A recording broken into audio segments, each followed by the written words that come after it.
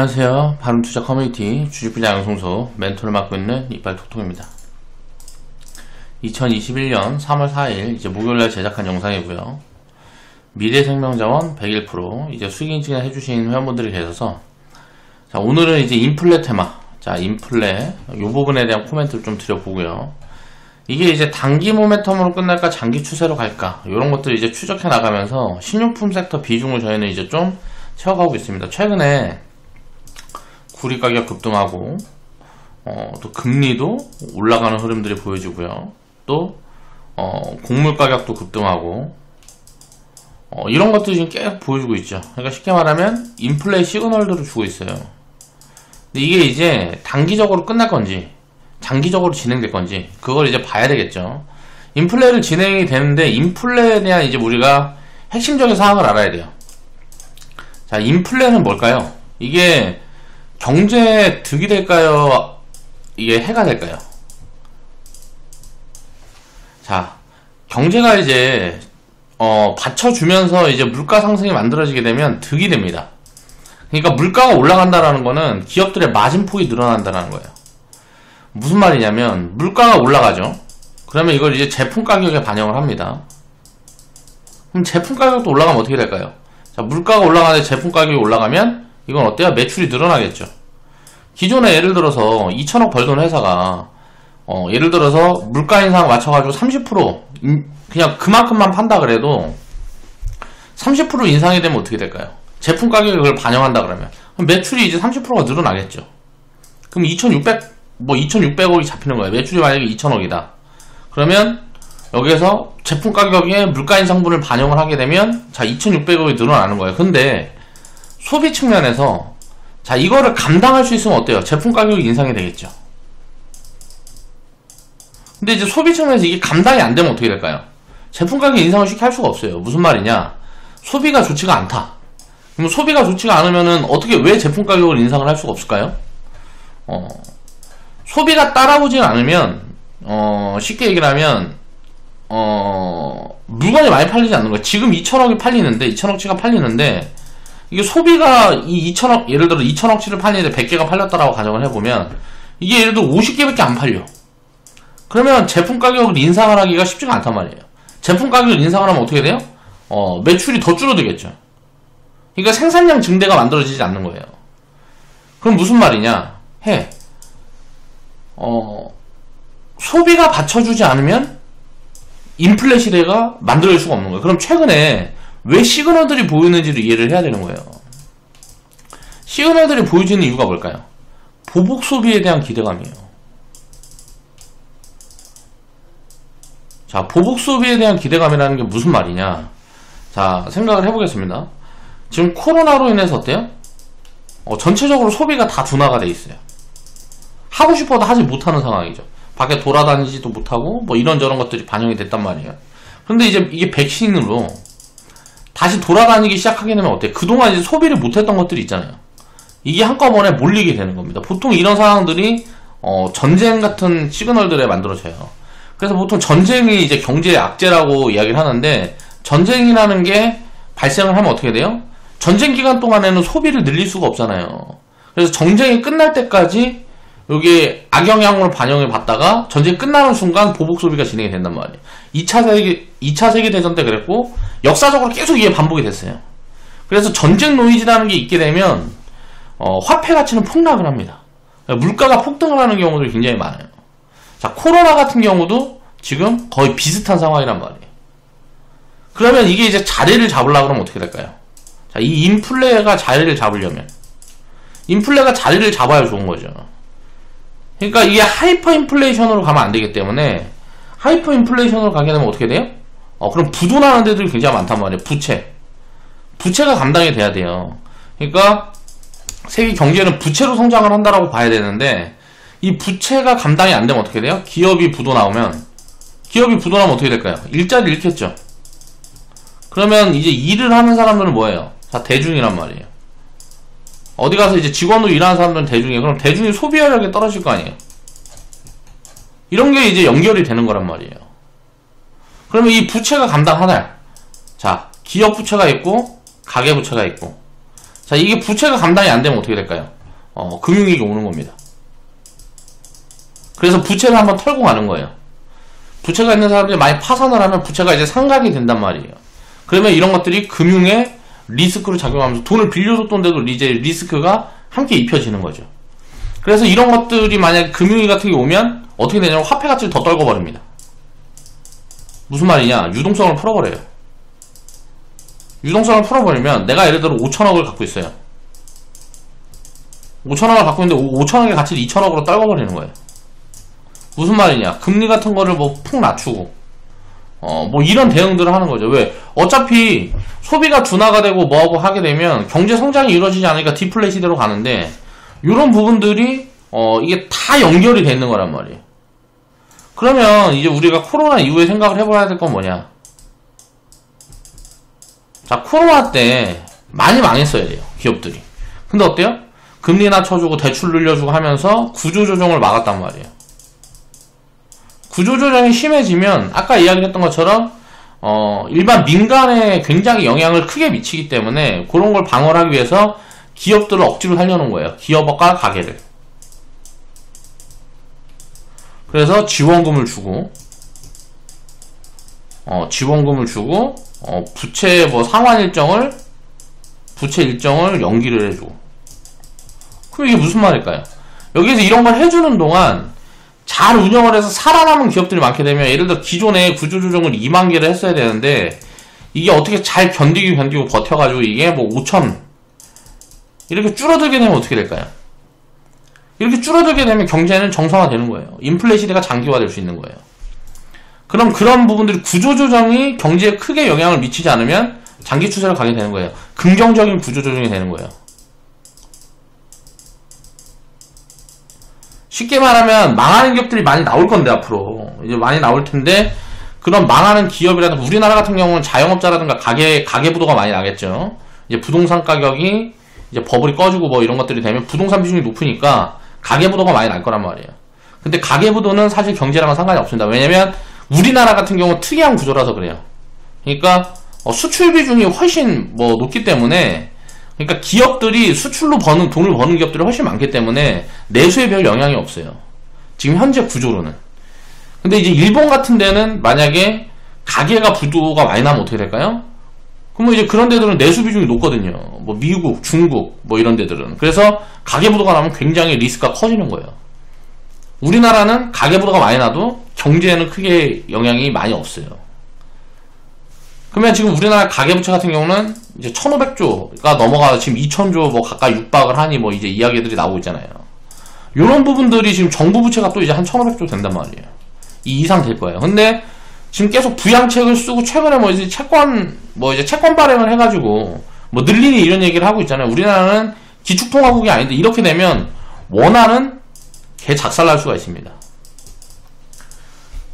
이렇게 되면 또 IMF 오는 거예요.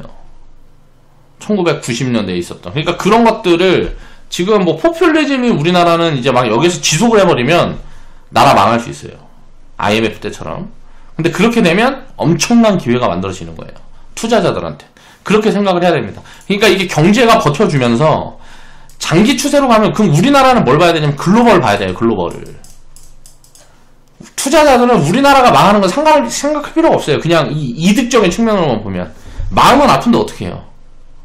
그럼 뭐 자기들이 본인들이 부채 관리 못해서 또 국가에서 그런 부분에 대한 리스크 대응을 제대로 못해서 망한 건데 뭐 내가 어떻게 할 수 있는 일이 아니니까 마음은 아프지. 그렇게 안 했으면 좋겠는데 떠들어봐야 뭐해. 그냥 사람들이 그렇게 가고 있는데. 그러니까 리스크라든가 노이즈는 무조건 부채 관리를 못해서 망하는 거예요. 그러면 쉽게 말하면 투자자의 리스크가 있는 사람들은 전부 다 부채 관리 못하는 사람들이에요. 부채가 있는 거 말고는 그냥 내 돈 갖고 투자하고 뭐하고 하면 폭락이라는 건 항상 기회예요. 내가 이때 현금이 없어도 기회라고요. 그 이제 코로나 때 다 경험했잖아요. 2018년도 미중 무역 분쟁 때도 마찬가지로 다 경험했단 말이에요. 이거는 기회예요. 그냥 주식 비중 100% 갖고 있어도 기회라고요. 잠깐 변동성이에요. 변동성. 빠졌다 올라오는 거예요. 경제라는 거는 총파가 계속 성장할 수밖에 없는 구조로 가 있어요. 자, 화폐 가치.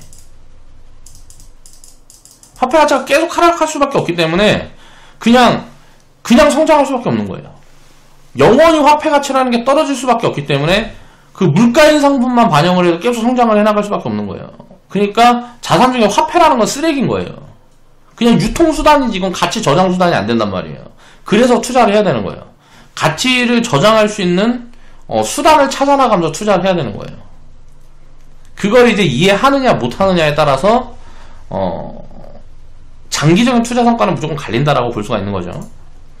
그러니까 아까 이야기를 했던 것처럼 구조조정이 진행이 될 때 이게 이제 지금 진행이 되면 뭐 뻔하거든요. 이제 금리를 이제 긴축금리를 올리기 시작하는 시점부터 이제 진행이 될 텐데 지금 뭐 이제 연준에서 얘기하는 건 2013년 이후에부터 이제 하겠다. 근데 이제 인플레 압력이 커지면 무조건 금리는 따라 올릴 수밖에 없어요. 하이퍼를 막아야 되니까. 하이퍼 인플레이션이 진행이 되게 되면 이 금리를 안 올리게 되면 부도를 내는 것보다 그러니까 지금 뭐 채무 상환이 안 되고 뭐하고 해갖고 부도를 내는 것보다 리스크가 더 커지기 때문에 구조조정을 무조건 진행을 해야 되는 거예요. 근데 이거를 최대한 망하는 사람, 그러니까 망하는 기업들을 덜 만들기 위해서 최대한 늦춰서 하려고 그러는 거거든요. 지금 연준의 스탠스는 그거란 말이에요. 그래서 2023년 이후부터 금리 인상을 하겠다 그러는데 그 시기라는 거는 우리가 미리 알 수는 없는 거예요. 2022년도에도 올 수 있는 거예요. 그리고 2023년보다 늦게 올 수도 있는 거죠. 생각보다 뭐 이제 뭐 잘 버티고 뭐하고 하게 되면 2025년부터 올 수도 있는 거예요. 그러니까 이걸 이제 알 수가 없는 거죠. 그리고 구조조정이 안 오고 지나갈 수도 있는 거예요. 그러니까 어느 정도 규모의 구조조정이 오지 않고 진행이 될 수도 있는 거라는 거죠. 그럼 이 구조조정이 진행되는, 만약에 구조조정의 규모가 커지면 어떻게 될까요?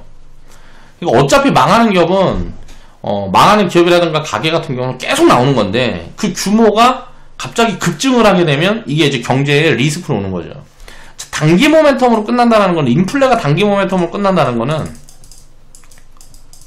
자, 1, 2년 안에, 1년에서 2년 안에, 구조조정이라든가 그런 금융 리스크가 발생을 하게 되면, 글로벌리 금융 리스크가 발생하게 되면 이건 일찍 끝날 수 있어요. 근데 이게 만약에 추세로 진행이 되게 되면, 구조조정이 없이 그냥 가는 거예요. 그러니까 구조조정 위기에 있던 사람들도 빚을 다 갚고 뭐 이런 이제 구조가 만들어지는 거죠. 부채 관리가 되는 거죠. 부채 관리가 된 사람들이 더 많은, 그런 상황들이 될 수 있는 거예요. 그래서 요게 장기 추세로 갈까, 이게 단기 모멘텀으로 끝날까, 인플레 시대가 많이 오게 되면, 그거는 지금은 알 수 없어요. 그걸 이제 그런 것들을 공부를 하면서, 체크를 하면서 가는 겁니다. 그런 공부를 이제 회원분들한테 제가 대신 해드리면서 이제 코멘트들 계속 정리를 해드리는 거고요. 그래서 인플레가 시작이 됐다. 그럼 이때 돈을 벌 기업들이 뭐야? 누가 돈을 벌 건데? 이런 것들이 이제 스탠스가 잡히는 거예요. 그동안 이제 식료품 섹터에 대한 거는 저는 왜 아예 하나 거의 없었어요. 포트폴리오에. 뭐 대상홀딩스 그거 이제 뭐 100% 이제 수익 나올 때 그것만 이제 하나 갖고 있고 거의 없었는데, 상대적으로 밸류 매력이 다른 섹터보다 떨어졌기 때문에 우리는 이제 액티브 투자를 하니까 상장 기업이 2200개면 2200개 중에 골라 산단 말이에요. 그럼 상장여력이 상위 10%에서 30%. 이 기업들을 골라야 되는데 식료품 섹터는 여기에 못 들어가는 거예요. 그렇기 때문에 식료품 섹터는 아예 관심을 두지 않았었단 말이에요. 관심을 두지 않았었던 게 아니고 공부는 계속 하고 있었는데 인플레에 대한 부분들을 저는 이제 공부를 하고 있었어요. 그리고 그 인플레가 잡히고 뭐하고 하면 업사이드 폭이 커지기 때문에 요건 요 안에 들어갈 가능성들이 커지는 거예요. 그래서 그런 부분들을 보면서 이제 가치 판단의 근거로 이제 상장되어 있는 기업들 중에 밸류 매력이 높아지는 구간들이 왔다 싶어서 이제 테마부터 이제 접근을 하기 시작한 거죠. 가장 먼저 부각을 받을 수 있고 가장 먼저 실적 턴어라운드가 나오고 이익들이 늘어날 수 있는 그런 기업들을 이제 추려 나간 거예요. 그러니까 이제 시작인데 이게 단기적으로 끝날지 장기 포지션이 올지는 아직은 알 수 없다는 거죠. 공부를 해나가면서 비중 설정을 해나가는 겁니다. 우리가 음식료, 식료품 섹터의 비중을 어느 정도 할당할까는 이게 단기 모멘텀으로 만약에 끝난다. 추세가 그러면은 비중을 이제 뭐 많이 가져가진 못하겠죠. 그런데 이제 장기 추세로 진행되는 부분들 보이면 계속 비중을 늘려가면서 새로 담아가는 겁니다. 자, 이제 인플레 테마의 이제 시작 흐름. 그리고 이제 제가 뭐 이제 수익 인증은 많이 안 올라왔는데 대창이라든가 아직 이제 수익 포지션은 안 나왔는데 뭐 2구 산업. 자, 구리가 움직일 때 이제 회원 방송에서 이제 다 정리를 해드렸단 말이에요. 요것도 이제 뭐 갖고 계시는 분 계시면 50% 70% 정도 수익 공간은 나와 있을 거예요, 지금. 그리고 이제 미래생명자원이나 이런 어떤 거는 이제 곡물. 이제 식료품 쪽에 이제 인플레를 반영해서 이제 접근을 하면서 대장의 가능성이 있다라고 회원방송에서 코멘트를 넣지 그대로 딱 됐죠. 그거는 운이 좋았던 부분들도 있고요. 제가 이제 요쪽 사료 관련된 기업들 중에서 추려서 이제 가능성이 가장 높은 2개를 추렸는데 그 중에 이제 맞아 들어간 부분들이 있는 거죠. 이런 것들을 잡아내는 부분들은 밸류라든가 업사이드 포텐셜 그리고 시총으로 인해서 뭐 이제 여러 가지 요인들을 놓고 추리다 보니까 이게 이제 확률 높게 이제 집어낼 수가 있는 거다라고 이제 회원분들은 이해를 하시면 되고요. 자, 인증 자료들을 먼저 보면 평생투자님이 이제 101% 수익 인증을 해주셨고요. 수익 축하드립니다. 인증 감사합니다. 그리고 평생투자님, 피오너님, 위대한꾸님이 인증을 해주셨는데 위대한꾸님은 가입하신 지 얼마 안 되셔서 아직 훈련이 안 됐어요. 그래서 이제 신규 회원분들은 최소한 이제 훈련이 2-3년은 돼야 됩니다. 그래서 2-3년은 돼야 단기 스탠스에서 벗어나고 이제 변동성에서 좀 자유로울 수가 있어요. 그 전에는 안 돼요. 그래서 그 부분을 좀 보면 코멘트를 좀 보면 위대한 꾸님은 변동성을 견뎌가는 이제 훈련을 해야 돼요. 다른 회원분들이 어떻게 견뎌가고 그런 것들이 나중에 결과로 어떻게 만들어지는지는 자꾸 이제 보는 거예요. 그렇게 보고 이제 내가 경험을 해나가다 보면 그런 것들이 이제 투자 습관에 입혀진다. 주식은 파는 게 아니고 계속 사담는 겁니다. 그러니까 파는 거는 뭐 굉장히 뭐 팔 이유가 사실 별로 없어요. 그냥 더 밸류 매력이 높아 보이는 거 이제 수익률을 조금 더 끌어올리기 위한 노력들인 거고 장기적으로 놓고 보면 글쎄요. 저는 이제 요즘은 그런 생각을 많이 해요. 공부를 하면 할수록 이제 우리가 공부를 해서 체크할 수 있는 부분들은 아무리 장기적으로 본다 그래도 1년에서 3년 정도 요 정도 밸류밖에 체크를 못 해요. 그 이후에 이제 미래 같은 경우는 뭐 알 수가 없기 때문에 이런 부분들에서 이제 왜곡 흐름들이 만들어진단 말이에요. 이거를 최대한 줄여가기 위해서는 안 파는 거예요, 사실. 그래서 주식 투자는 안 파는 게 가장 좋은 것 같아요. 근데 이제 뭐 예외적인 경우가 있는 거죠. 뭐 이제 어떤 뭐 테마가 붙어서 보유를 하고 있는데 테마가 붙어서 밸류 포지션보다 너무 급등을 해놨으면 밸류 부담이 생겼다 그러면 분할매도 포지션을 보는 거고 그리고 뭐 분할매도 포지션을 보든지 뭐 이제 교체 포지션을 보는 거고 밸류 매력이 있는 기업들은 계속 사다가 가는 거예요. 그래서 그런 것들을 하기 위해서 이제 분산 투자를 하게 되면 이제 운영 효율을 높일 수 있는 거고요. 위대한꾸님 이제 코멘트를 보면 비몽사몽의 이제 매도 사인으로 인식하고 반을 팔았는데 이게 뭐 이제 100%가 돼서 팔았더니 수익률은 100이 안 되네요 라고 코멘트를 달아주셨는데 제가 그냥 딱 생각해보면 막 상한가 들어가고 막 급등하다가 이제 잠깐 보고 있다가 훅 밀리는 것 같으니까 수익률이 쫙 줄어드는 것 같으니까 그냥 매도 때린 거예요. 그러니까 만약에 100% 갈라 그러다가 이게 밀려버리면 어때요? 이제 경험이 좀 된 분들은 그냥 냅둔단 말이에요. 이게 뭐 제자리 가도 냅둬요. 제가 이제 추천드리고 이제 공부해서 이제 뭐 말씀드리는 기업들은 그냥 단순 테마라든가 바이오 뭐 이런 리스크가 큰 경우는 상장 폐지를 항상 가정하라 그러죠. 그렇기 때문에 기준을 100%로 잡아놨기 때문에 그 안에서는 대응을 할 필요가 없단 말이에요. 분산을 해서 종목수를 종목수를 이제 막 늘려놨는데 대응을 해나갈 필요가 없는 거예요. 그런 훈련들이 안 된 거죠. 그러니까 매도 사인이 중요하지 않습니다. 제가 리딩을 하는 부분에서는. 그냥 항상 말씀드리잖아요. 모르겠어 그냥 100%까지 기다려서 팔아라고. 근데 100% 공한 데가 안 오면 그냥 냅둬버려요. 망하든지 말든지. 자, 장기 종목 보면 종목 앞에 무슨 뭐 사인을 제가 이제 드리는데요. 요거는 이제 뭐 한 주는 들어가 있는데 한 주는 빠지기 무슨 말이냐면 계속 추천을 드립니다. 밸류 매력이 있는 기업들은 뭐 100%가 넘어가든 200%가 넘어가든 계속 추천을 드려요. 300%가 넘어가든 그냥 계속 추천을 드린다고요. 계속 추천을 드리는데 이제 뭐 기술적인 부분들도 좀 보고요. 이제 단기적으로 너무 급등이 나와서 이제 투기 자금들이라든가 단기 매물이 좀 나올 수 있는 포지션들이 나오게 되면 조금 늦춰서 사는 거예요. 그러니까 뭐 이렇게 가면 요런 데서 이제 계속 이제 매수 사인을 드리다가 여기 좀 올라오면 좀 기다렸다 여기서 다시 매수 사인을 드리는 거예요. 뭐 이렇게 하면 여기서 매수 사인 드리고 뭐 이런 식으로 운영을 하는 거란 말이에요. 그래서 사인은 그런 식으로 들어가는 거예요. 상승 여력 같은 거 정리해 드리는 거 보고 거기에서 이제 밸류도 계속 바뀌기 때문에 그런 거를 제가 이제 공부를 해서 체크해서 이제 정리를 해드리면 그런 걸 참고로 이제 투자는 본인이 하는 거지 사인에 연연하지 말란 말이에요. 그러니까 매수 사인을 낼 때는 뭔가 이유가 있겠죠. 제가 매수를 왜 이제 매수 사인을 내는지. 그리고 그 기업들에 대한 내용이라든가 테마면 테마에 대한 내용이라든가 이런 것들을 정리를 해드린단 말이에요. 그러면 그런 것들을 보고 그냥 스탠스만 잡아가면서 스스로 선택해야 하는 거예요. 여러 가지, 뭐 한두 가지 기회를 가지고 이야기를 하는 게 아니고 포괄적으로 여러 가지 기회들을 드리잖아요. 여러 기회를 드린다고요.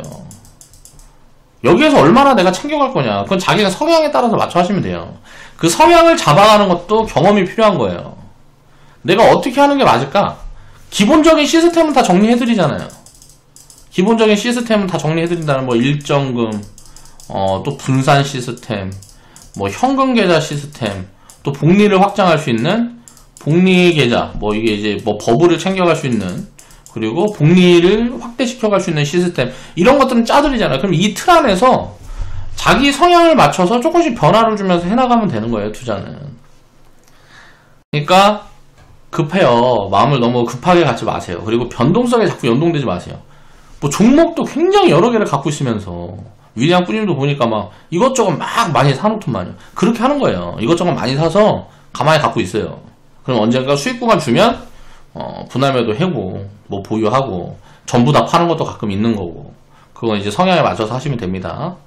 뭐 어리버리하지만 열심히 맞춰보겠습니다. 뭐 이렇게 이야기를 하는데 변동성을 보지 말란 말이에요. 변동성을. 주가가 올라가고 내려가는 걸 보지 말아야 돼요. 그거에 따라서 기준을 어긋나게 되면, 기준이 100%라고 잡았으면 100%까지 냅둬버려야 망하든지 말든지, 50% 올라갔다 망하든 80% 올라갔다 망하든지 이런 거 냅둬버리란 말이에요. 어차피 확률적으로 이겨 있는 거예요. 투자라는 거는. 그런 개념들을 이해를 해야 됩니다. 뭐 이런 거 연습 많이 해보시고 스스로의 성향을 찾아가세요. 그리고 수익을 키우려고 하면 보유기간을 계속 늘려가야 돼요. 어떤 기업이든지 그런 것들을 좀 이해를 해나가는 부분들이 이제 필요할 것 같고요. 자, 의봉이 님도 지금 꾸준하게 이제 인증을 해주시고 계시는데요. 주식부장방송에서 이제 1년 이상, 2년 가까이 이제 좀 되시는 것 같아요.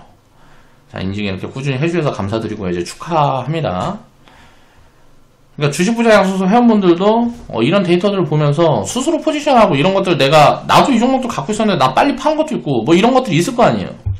그러면 이런 것들을 서로 보면서 이제 점점점 오래 보유할 수 있게끔 뭐라 그래야 되지?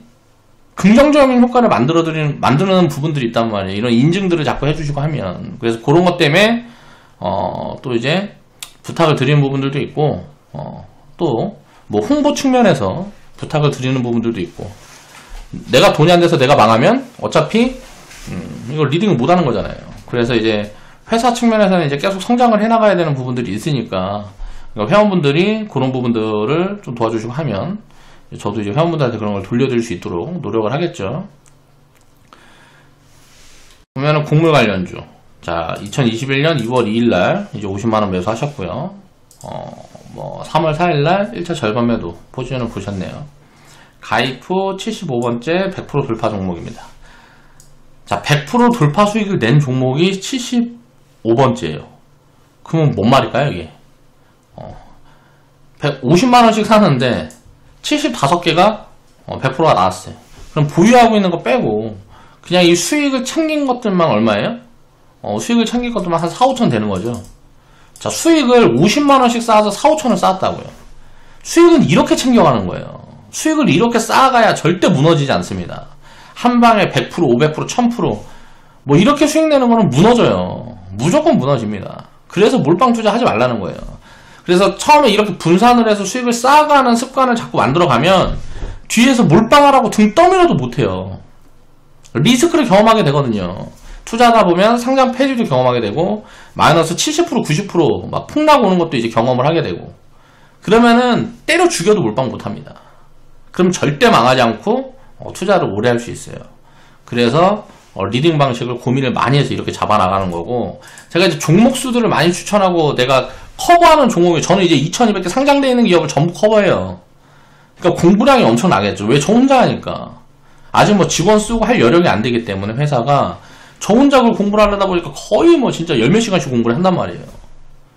그러니까 뭐 일주일로 치면 100시간 이상씩 공부해요. 그러면은 뭐 한 달로 치면은 거의 뭐 한 3, 400시간씩 공부를 한다는 소리거든요. 그러니까 그 정도 공부량, 이거 이제 그 정도 공부량이 돼야 이제 액티브 투자라든가 이런 것들을 할 수가 있는 거예요. 그러니까 그런 것들을 이용하는 도구라고 생각을 하세요. 제가 뭐 수익을 만들어주고 매수 사인, 매도 사인에서 수익을 만들어준다는 생각 하지 말란 말이에요. 그렇게 공부해서 여러 가지 정보를 드리면 거기에서 이제 컨택해가지고 나의 투자 방향을 잡아나가시면 돼요. 내가 공부한 내용들을 이용을 하란 말이에요. 이제 그렇게 생각을 하시면 좋을 것 같고요. 자, 테마를 바라볼 때는 항상 이미 움직인 건 늦은 거예요. 그래서 여유가 있으면 후발주들을 이제 찾아 담아보고 장기 인플레 흐름을 이제 공부를 해나가면서 이런 부분들을 추려 나가야 되고요. 그러니까 섹터 비중에 대한 생각을 하시면 될 것 같아요. 아직 이제 초입이라 이제 테마가 붙어서 이제 움직이는 종목들은 늦은 거고, 밸류 매력이 있는 종목들이 굉장히 많습니다. 그리고 업사이드가 잡히고 있는 섹터가 굉장히 좀 많아요. 그래서 지금 제가 고민 중인 부분들은 이 식료품 sek터 비중을 얼마를 설정을 해나갈까라는 부분에 대한 고민이 있어요. 왜냐면은 아직도 업사이드가 눈에 보여지기 전에는 다른 섹터랑 이제 밸류 매력을 이제 상대 비교를 해봤을 때 그 비중이 어느 정도가 적정한지를 이제 찾아나가는 지금 작업 중에 있거든요. 그렇게 생각을 하시면 되고, 지금도 리밸런싱 포지션들 보면서 계속 장기적으로 인플레가 지속되는 동안에는 인플레가 장기적으로 갈지 어떻게 될지 모르겠지만 그런 방향성이 잡혀있는 동안에는 계속 투자를 해나갈 거다, 비중 설정을 해나갈 거다라고 생각을 하시면 될 것 같습니다. 추천했던 자리를 보면 한 3, 4천원 구간대인데 이때 시총이 거의 500억, 700억대 될 때란 말이에요. 자, 매출이 2015년부터 2018년도까지 보면 어때요? 300억, 400억에서 갇혀 있었습니다. 자, 영업이익도 비슷하고 뭐 그래요. 이익은 별로 안 나오는데 매출은 거의 고정돼 있다가 매출이 2019년도부터 슬 올라오는 흐름들을 보여줬죠.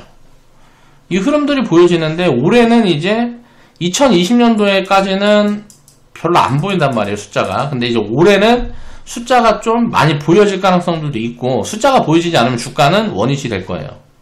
그래서 미래생명자원이라는 기업은 시총이 굉장히 작은 기업이기 때문에 테마 흐름 타서 수급이 조금만 들어가 버리면 주가가 급격하게 튈 수 있는 종목이라서 튀었다라고 생각을 하시면 될 것 같고요. 그럴 가능성들을 보고 이제 추천을 드렸던 기업이고, 최근에 보면 뭐 이제 쿠팡 이슈랑 엮여 있는데 그거는 연관성이 없습니다. 기업의 뭐 실적이라든가 기업의 가치를 증가시킬 수 있는 내용들은 아니에요. 쿠팡 관련된 이슈 부분들은. 다만 이제 테마로 확대돼서 투기 자금들이 붙을 요인들은 있겠지만 이제 그렇게 생각을 해보시면 될 것 같고요. 월봉을 보면 2019년도부터 2020년도까지 여기서부터가 이제 담아볼 수 있는 기회 이제 구간이었다고 보고, 여기서도 이제 담아볼 수 있는 포지션이 나왔다라고 생각을 하시면 돼요. 이제 숫자 측면에서 밸류 부담이 없는 구간이었어요. 밸류 부담이 없는 구간인데 이제 밸류 매력이 크게 있다라고도 보기 어려운 구간이죠. 테마라든가 업사이드 부분들을 미리 선반영을 해서 주가가 움직이고 있다라고 생각을 하시면 될 것 같고요. 전체적인 흐름들이 나올 수 있는 가능성, 그런 것들은 인플레 부분이라는 거죠. 곡물 가격들이 급등하게 되면 어떻게 될까? 자, 보면 곡물 가격이 급등하면 어떻게 될까요? 자, 사료 가격, 이제 뭐야, 뭐라 그래야 돼? 사료 가격들도 올라가겠지. 제품 가격을 어떻게 돼요? 맞춰서 올린단 말이에요. 제품 가격을 맞춰서 올리면 이 사료 먹이는 뭐 돼지, 소,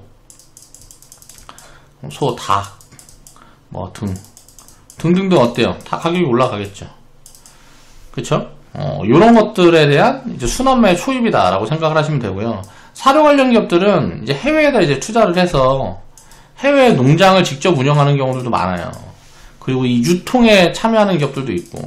그럼 뭘까요? 유통 마진이 늘어나고 해외 농장에서 생산을 하는 기업들은 어때요? 당연히 곡물 가격이 급등했으니까 자, 생산해가지고 자기가 이제 제품 가격에서 인상을 하게 되면, 예를 들어서 예전 100원인데 직접 생산하는데 원래 200원에 팔았는데 200원에 팔던 거 이게 어때요? 제품 가격이 300원, 400원으로 올라가면 마진폭이 늘어나겠죠. 자, 이 개념이란 말이에요. 그러면 이제 올해 실적이 좋을 것들은 이 사료 관련된 기업들이 전체가 좋지는 않을 거예요. 테마로 주가는 이제 전체가 움직일 수 있는데 그다음부터 이제 진짜 숫자가 보여지는 기업들로 갈려서 2차 파동부터 움직일 거란 말이에요. 지금은 이제 1차 파동이기 때문에 전체가 움직이는 거예요. 이제 전체가 이제 흐름이 보여지다가 요게 이제 2차 파동으로 진행이 되게 되면 갈릴 거란 말이에요. 강한 기업들과 그렇지 않은 기업들. 지금부터는 이제 숫자를 체크하면서 봐야 된다는 거죠. 자, 테마에 이제 접근할 때는 항상 밸류를 기반해서 포지션을 설정을 해야 된다. 그리고 1차 파동은 장기 추세의 시그널일 수 있다라는 거죠. 선진이라는 기업은 2018년도, 2019년도에 이제 만원 구간 때부터 이제 추천을 들었던 기업이고요. 지금 보면 실적이 굉장히 많이, 선진 같은 기업은 상승률이 지금은 이제 50%에서 100% 플러스 알파 정도 보입니다. 주가 수준 16,000원 구간에서 계산해보면 알파 정도 보여요. 이 알파는, 자, 업사이드 구간들을 체크를 해봐야 되겠죠. 자, 미래생명자원이라는 기업은 아직 숫자가 안 보여요. 그래서 밸류가 얼마인지를 몰라요. 지금부터는 밸류 부담이 있는 구간이고요. 팜스토리 같은 경우는 지금 적정가치 수준 정도 되는데, 여기에서 이제 업사이드 부분들이 주가에 어느 정도 반영될지는 봐야 되는 부분이고요. 그래서 미래생명자원 같은 경우는 7,000원, 8,000원 넘어가면 이건 이제 버블 포지션이라 보고, 이제 다 때리라는 사인을 드렸고요. 그리고 팜스토리 같은 경우는, 이제 뭐 분할매도 해놓고, 대충 100% 넘어가는 포지션 오고 하면, 분할매도 해놓고 장기 포지션을 체크를 해보자. 자, 그러면 이제 체크 포인트에 대해서 이제 좀 코멘트를 드릴게요. 곡물 가격이 급등하면, 자, 어떻게 된다고요? 보면, 대두 같은 경우를 보면, 곡물의 이제 뭐 대표적인 게 대두하고 이제 뭐 옥수수 이런 게 될 텐데, 대두가 보면 미중 무역 분쟁이 있었죠.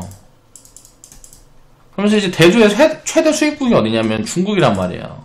전 세계에서 대두 수입의 50%인가? 뭐 아무튼 굉장히 큰 비중을, 중국이 다 이제 소비를 합니다. 근데 이제 미국에서도 그래서 그런 것들이 타겟으로 해서 농사를 많이 짓는데, 이 대두구를 안 사버려요, 중국이. 나 이제 이거 그만 살래. 뭐 이런 걸 갖고 쌈박질 했단 말이야. 내가 관세 매기면 나 이거 안 사. 이러면서 이제 뭐, 요렇게 이제 분쟁이 있었죠. 그러면서, 농업하던 데들이 많이 망했어요. 그러니까 파산이 많이 나왔습니다. 그렇다 보니까 어때요? 생산량이 줄었겠죠? 생산량이 줄었는데 코로나까지 엮이면서, 이제 요런 부분들이 더 그거 됐고, 이제 최근에 한파라든가 이상기후들, 그리고 뭐 바이러스, AI, 무슨 뭐 돼지열병 뭐 이런 것들이 있으면서 소비가 이제 또 둔화되니까 뭐 농사꾼들은 그러니까 쉽게 말하면 망했어요 많이.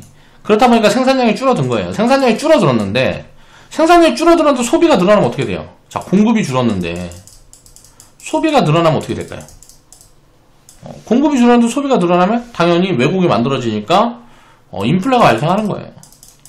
지금 그런 흐름이 진행이 되고 있다. 그러면 뭐가 다를까요? 자, 가격이 안 좋고 농사 지으면 망해. 그러니까 사람들이 농사를 안 짓는단 말이에요. 그렇다 보니까 생산량 둔화가 오고 마진폭이 개선이 되는 거예요.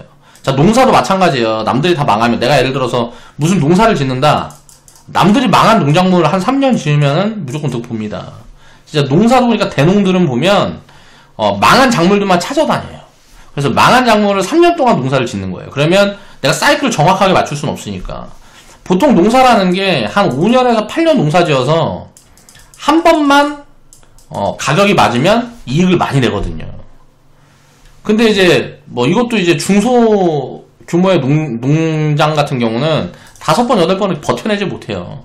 그래서 한 번 망하면 그다음부터 이제 뭐 망하고 뭐 이런 식이란 말이에요. 근데 이제 대농들은 한 번만 아다리 맞으면 돈을 많이 번단 말이에요. 자, 그런 타이밍들이 지금 온 거예요. 그럼 어떻게 될까요? 예를 들어 양파가 가정에서 이게 생산 비용이 1만원이야. 근데 이제 매도를 하는데 이걸 생산을 해서 파는데 이게 5천원이야. 그럼 어떻게 돼요? 자, 농사 1년 열심히 지어갖고 손실 났잖아요. 그러면 사람들이 이거 농사 지을까요? 안 지을까요? 안 짓는단 말이야. 근데 이제 양파 가격이 생산 비용 1만원인데 이게 예를 들어서 뭐 3만원 되고 5만원 되고 하면 어떻게 돼요? 야, 이것이 3배, 5배네. 1년 농사 지어서 예를 들어서 투자 자금이 뭐 1,000만원이면 야, 이거 3천만원, 5천만원이 나오는 거야. 그럼 어떻게 될까요, 사람들이? 들러붙겠죠. 그럼 어떻게 될까요? 농업 투자가 확대가 되겠죠. 지금 곡물 가격 급등. 자, 인플레가 오게 되면 어떻게 될까요? 자, 농업 투자가 확대가 되겠죠. 그럼 농업 투자가 확대되면 수혜보는 기업들이 뭐냐? 그런 기업들이 이제 숫자 체크를 해보면 돼요. 그리고 제품 가격 인상. 지금은 아직 그런 부분들이 안 나오는데 곡물 가격 인상 부분이 붙어서 사료 관련된 기업들이 가장 이제 부각을 먼저 받고 있는 거예요. 그 다음은 이게 이제 어떻게 연결이 될 거냐. 결국은 사료만이 아니고 여러 가지 제품이 이제 제품 가격이 인상이 되겠죠. 제품 가격이 인상이 되는데 이게 지금 뭐 파도 마찬가지고 뭐 여러 가지가 다 올라가고 있단 말이에요. 쌀도 막 폭등하고 있죠. 근데 쌀 같은 경우는 나라에서 이제 수급을 해주는 부분들이 있기 때문에 뭐 이제 풀고 뭐 공급량을 확대를 하고 하게 되면 안정을 시킬 수가 있어요. 그런데 해외에서 이제 수입을 받아오는 경우도 있고, 최근에 계란 같은 경우는. 자, 무슨 말일까요? 이제 식료품 섹터는 체크포인트가 그거예요. 원자재 가격이 전체적으로 올라간다. 그럼 이걸 이제 제품 가격에 반영을 한단 말이에요. 자, 제품 가격에 반영을, 그러니까 이제 제품을 만드는 회사들이 마지막이 될 거라면, 마지막이 되고 가장 안정적인 구조를 가지고 있다고 보면 돼요. 뭔 말이냐? 원자재 가격이 올라가면 제품 가격을 인상을 하죠. 근데 아까 이야기했던 것처럼 지금은 비싼데 나중에 이게 어때요? 농사량이 늘어나면, 농사를 많이 져서 공급량이 늘어나면 가격이 낮아질 거 아니에요. 그러니까 원자재 가격이 지금 올라갈 때 제품 가격 인상해놨다가 원자재 가격이 다시 내려오면 어때요? 제품 가격은 어때요? 안 내려와요. 그러면 처음에 이제 원자재 가격이 올라갈 때는 실적이 좀 안 좋아질 수도 있겠죠. 당장은. 그럴 때가 굉장히 좋은 기회가 되는 거예요. 근데 원자재 가격이 올라가는데도 실적 방어를 잘 해놨다. 그러면 이제 원자재 가격이 좀 내려가고 할 때는 마진폭이 크게 늘어나면서 큰 폭의 업사이드 폭이 만들어질 가능성이 높다.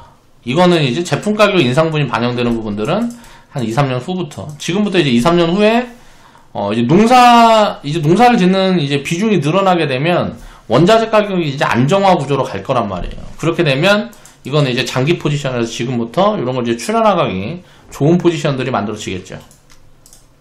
이런 것들을 생각을 하면서 기업을 추적해 나가고, 여러 가지 섹터와 이제 밸류 매력도를 이제 분석을 해서, 스스로 이제 좀 체크를 해보시면 되고, 내가 뭐, 수익을 뭐 시장 상위에, 저는 이제 이렇게 분석을 하는 이유는 목표 수익률이 연평균 한 20% 이상 10년, 20년을 봤을 때 요거를 목표로 하기 때문에 상위 30% 안짝에 상승률이 높은 기업들, 그런 기업들을 추려나가려는 노력을 하는 거고요. 그냥 뭐 수익만 나면 된다 하는 분들은 그냥 다 봐도 좋은 자리입니다. 신용품 섹터 이런 쪽들은 거의 리스크가 없는 것 같아요. 리스크가 거의 가장 적은 섹터 중에 하나다. 뭐 금융위기 같은 거 온다 그래도 뭐 영향받을 것이 없고, 금융위기 온다 그래도 먹고는 살아야 되니까. 근데 이제 밸류 매력 있는 기업들이 많고, 이제 뭐 업사이드 가능성들이 굉장히 높은 이런저런 모멘텀들이 붙었다라는 거죠. 그래서 안정적인 구조로는 굉장히 좋다.